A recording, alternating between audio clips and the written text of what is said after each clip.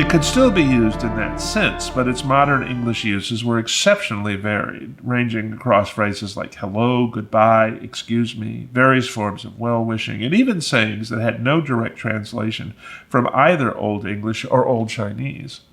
In some ways, its versatility reminded her of the German word bitte, and how it could mean please, you're welcome, sorry, or a few other phrases, depending on context. Because of Zhou Haoyun's myriad uses, the vowel tones became far more important than for most of modern English, but Pepys had delivered his greeting without any tonal shifts, lending the phrase a dead, flat feeling to her ear.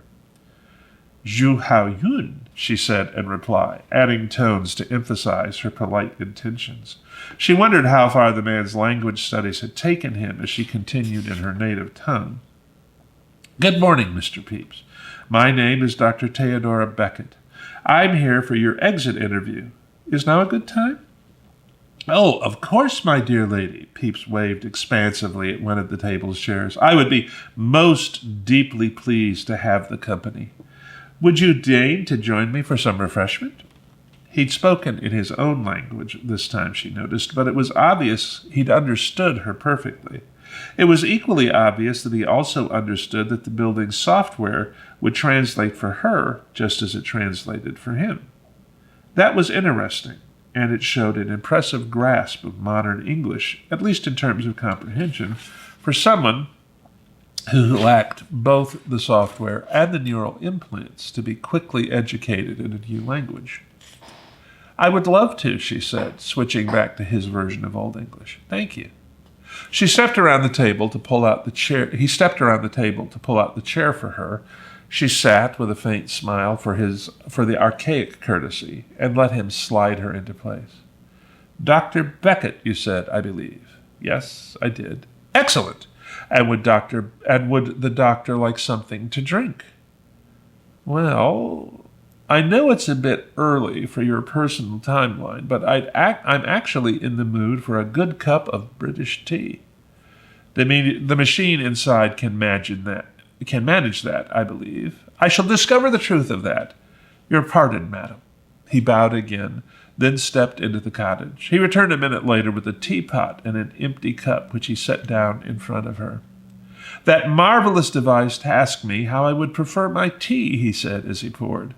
That confused me, as I was unaware of the wide variety of selections which appear to have become available since my own day. So I told it to select something popular. I trust it will please you. Thank you, Mr. Pepys. I'm sure it'll be fine.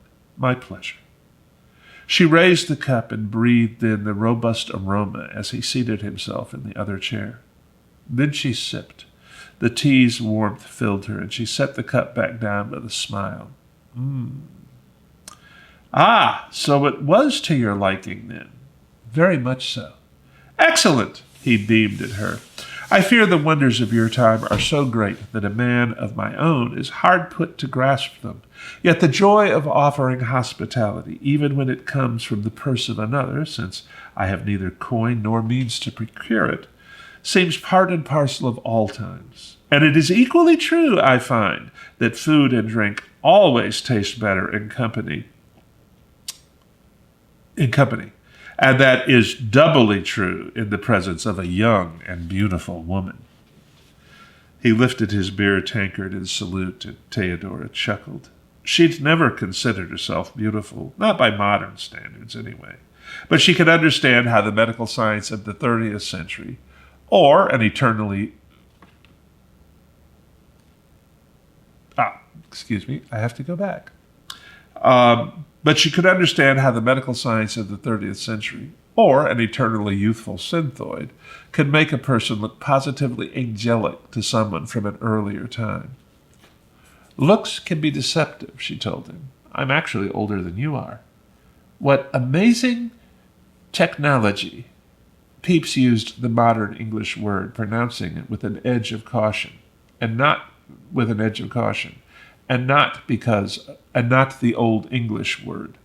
The noun technology had possessed quite a different meaning during his own lifetime. I should no longer be astonished by all that you can accomplish, he continued. Your Churigans have provided ample proof of that in my own humble case, when all's said." He shook his head in mild bemusement. "I have lived most of my life in constant pain, and yet, behold me!" He spread his arms, "freed from agony at last. Your bladder stones, I assume." Theodora glanced to the side and performed a quick search through his case file. "Ah, I see. The original interviewer had you treated." "Read that in one of your invisible documents, Doctor?" he asked, dark eyes dancing with alert amusement. "I suppose you could call them that." She took another sip of tea. "But I'm sure you understand that curing you was trivial for us. That which was trivial for you is no less a marvel beyond price for me," he pointed out, holding up a finger. "Master Hollister's surgery relieved me of the stones, yet it remained for your physicians to relieve me of the surgery's pain. Believe me, dear lady, when I say that is one boon I shall not soon forget." "I'm glad you feel that way. So you feel you've been treated well?" "Well, dear lady, that is far too pale a word. Art's hospitality has been all and more than the most exacting soul might demand, although, if pressed, I should be forced to acknowledge that the constant inquiries about my diary do grow tiresome in time." "Well," she observed with a smile, "we are historians. I have it on authority that we are a nosy breed. As if I should ever be so crass as to describe so lovely a lady in such terms," Pepys replied with a smile of his own. "And, if I be fully truthful, the ability to speak with so many of you, and the graciousness with which you have answered so many of my own questions, has been a delight. Especially so for your invisible companions. I find them fascinating, as if Puck and Oberon had come to call and brought their familiar spirits with them." "We call them integrated companions," Theodora corrected. "I see. And did yours come from a machine, Doctor, or was it once a real person?" She grimaced. "I'm between companions at the moment."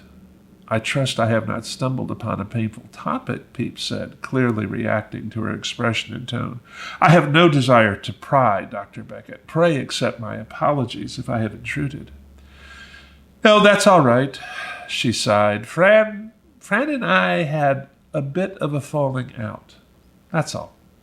In truth, her last conversation with Fran still burned in her mind. They'd fought over art, of course, the final skirmish in a months-long war. The Gordian Protocol hadn't destroyed art, but its restrictions had gutted art's mission so severely that it bled a constant stream of talent. The Gordian knot hadn't revealed just another scandal that could be swept under the rug, like Lucius's idiot adventures. No, it had been proof of the minor, inconvenient fact that the art had committed atrocities on an enormous scale in the name of science. And who wanted to bear a stigma like that? Art was a shambling, rotting corpse that still shuffled forward because it didn't know any better. The organization they'd worked for was already dead, whether they liked it or not, and Fran had refused to stick around for the bitter end.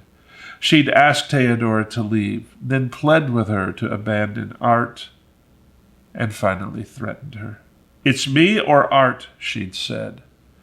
And Theodora had chosen art.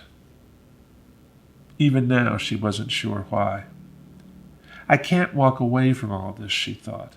"Even in the state it's in, I know there's something worth saving amidst the wreckage of all our careers. I still believe in this place, even if no one else does." Pepys refreshed her tea. "Would you care to speak of it?" he asked gently. "Ofttimes I have found sharing pain may be the first step towards healing it.